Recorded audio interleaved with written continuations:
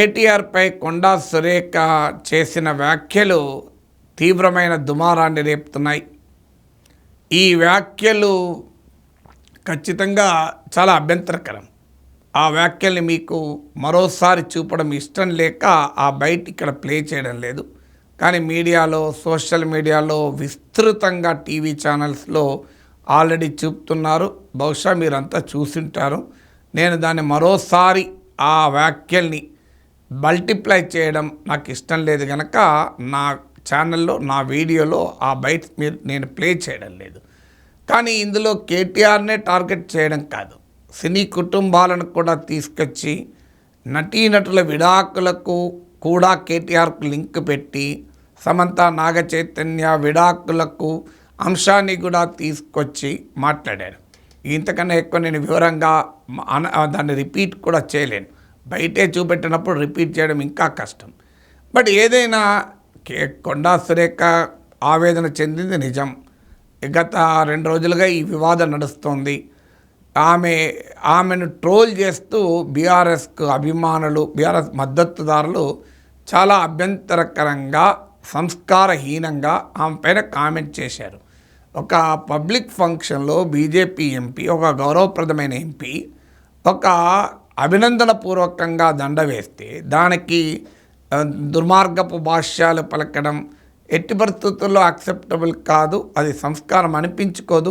దీనిపై నేను నిన్న చాలా తీవ్రంగా మాట్లాడాను. ఈ ట్రోల్స్ అన్యాయము. కొండా సురేఖ గారి ఆవేదన నేను అర్థం చేసుకోగలుగుతాను. ఎందుకంటే ఈ రకమైన దుర్మార్గమైన దాడి ఎంతో కొంత నేను అనుభవిస్తున్నాను కనుక. అందులో మన దేశంలో మహిళలైతే మరింత దుర్మార్గంగా మాట్లాడుతూ ఉంటారు. అందువల్ల కొండా సురేఖ గారు కన్నీళ్లు పెట్టకూడదు, ట్రోల్స్కు కన్నీళ్లు పెట్టించాలని కూడా మాట్లాడాను.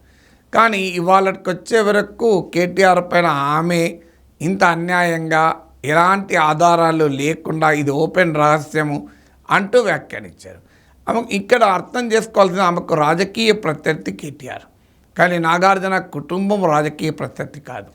ఇక్కడ కేటీఆర్పై దాడి చేసే క్రమంలో పేర్లు తీసి నటులు, నటీనటులు, వారి కుటుంబాలను ప్రస్తావన చేస్తే మరి వారి ప్రైవసీ సంగతి ఏంటి?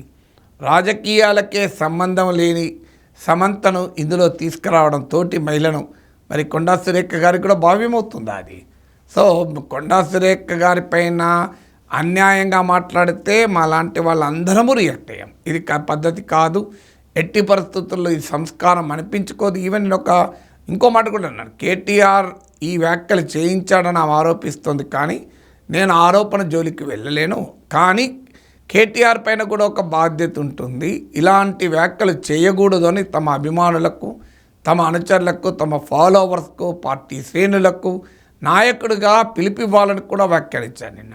కానీ ఇప్పుడు సాక్షాత్తు రాష్ట్ర మంత్రి వచ్చి ఇలా వ్యాఖ్య చేస్తే మీరు కేటీఆర్ని టార్గెట్ చేయలేదు, మీరు సమంతను కూడా టార్గెట్ చేశారు, సినిమా హీరోయిన్లను, జీవితాలను కూడా టార్గెట్ చేశారు. అందుకే నాగార్జున చాలా ఆవేదనగా ట్వీట్ చేశారు. కరెక్ట్ కూడా అది.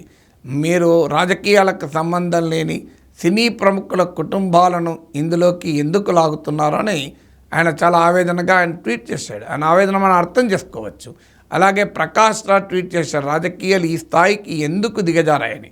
పబ్లిక్ డిస్కోర్స్ను, పొలిటికల్ డిస్కోర్స్ను ఇలా వ్యక్తిగత స్థాయికి దిగజారిస్తే ప్రజాస్వామ్యంలో జరిగేది ఏంటంటే రాజకీయాల పట్ల ప్రజలకు హేవ్యభావం పెరుగుతుంది, ప్రజలకు అసహ్యం పెరుగుతుంది. రాజకీయాల పట్ల, ప్రజాస్వామ్యం పట్ల, రాజకీయ నాయకుల పట్ల ప్రజలకు గౌరవం పోతుంది. ఇది ఎక్కడితో ఆగుతుందా? నేను కొండా సురేఖ కన్నీళ్లు పెట్టారు అనే దానిపైన మాట్లాడుతూ ఒక మాట చెప్పాను. బీఆర్ఎస్ శ్రేణులను ఉద్దేశించి ఒక మాట చెప్పాను. అయ్యా, దీనిపైన ఎవరికీ గుత్తాధిపత్యం ఉండదు. ఈ సోషల్ మీడియాలో వికృత చేష్టలు, దుర్మార్గపు వ్యాఖ్యలు చేయడం పైన ఎవరికీ గుత్తాధిపత్యం ఉండదు అని నేను నిన్న మాట్లాడాను. ఇవాళ మీరు చూశారు కదా, ఇవాళ నిన్ననేమో బీఆర్ఎస్ను అక్యూజ్ చేస్తూ, ప్రశ్నిస్తూ మాట్లాడాల్సి వచ్చింది. ఇవాళనేమో బీఆర్ఎస్ బాధితులు అక్యూజ్ కాస్త ఇవాళ విక్టిమ్ అయిపోయారు. ఇవాళ కేటీఆర్ విక్టిమ్ అయిపోయాడు. సో రేపు మళ్ళీ కొండా సురేఖ కూడా విక్టిమ్ అవుతారు, కాంగ్రెస్ కూడా విక్టిమ్ అవుతుంది. ఇదొక సైకిల్.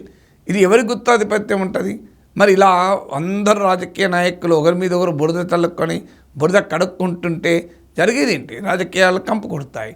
సో వ్యక్తిగత జీవితాలను బజార్న పడేసి ఎలాంటి ఆధారాలు లేకుండా వారి వారి జీవితాలు మీ ఇప్పుడు కొండా సురేఖ పైన నాగార్జున కుటుంబం కానీ, నాగ చైతన్య కానీ, సమంత కానీ, మరే సినిమా హీరోయిన్ కానీ ఎక్కడైనా వ్యాఖ్యానించారా? మరి వ్యాఖ్యానించినప్పుడు వారి ప్రైవేట్ జీవితాలని తీసుకొచ్చే అధికారం మనకెలా ఉంటుంది?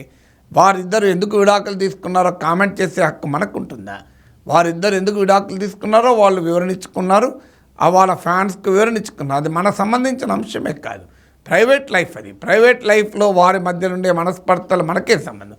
దాన్ని మీరు ఇంకొకరికి అంటగట్టి, అలాగే సినిమా హీరోయిన్లు తొందరగా పెళ్ళిళ్ళు చేసుకోవటానికి రాజకీయ నాయకుల ప్రమేయం ఉందని ఆరోపిస్తూ వ్యాఖ్యానిస్తే ఇది ఎక్కడికి పోతుంది? ఈ మేరకైనా నేను ప్రస్తావించాల్సిన వస్తున్నందుకు సిగ్గుపడుతున్నాను నిజంగా.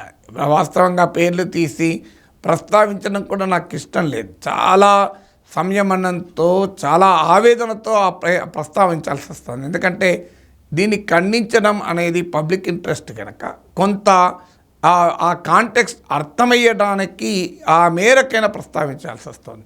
ఎందుకంటే ప్రజలకు కూడా అర్థం కావాలి, ఇలాంటి రాజకీయాలు ఈ స్థాయికి దిగజారకూడదు. వ్యక్తిగత జీవితాలను, అందులో రాజకీయాలకు సంబంధం లేని వ్యక్తుల జీవితాలను పట్టుకొచ్చి, వారు కూడా కుటుంబాలే, వారికి కూడా ఇంట్లో వారు ఉంటారు, వారికి కూడా మనసులు ఉంటాయి, వారు కూడా మహిళలే కదా, అలా ఎలా మాట్లాడతారు? సో ఈ రకమైన వ్యాఖ్యానాలకు ఇక తక్షణం పులి స్టాప్ పెట్టి పొలిటికల్ డిస్కోర్స్ని మీరు ప్రజల సమస్యలపైన, ప్రభుత్వాల విధానాలపైన, రాజకీయపరమైన అంశాలపైన వాటిని చర్చ జరిపితే ఉపయోగం.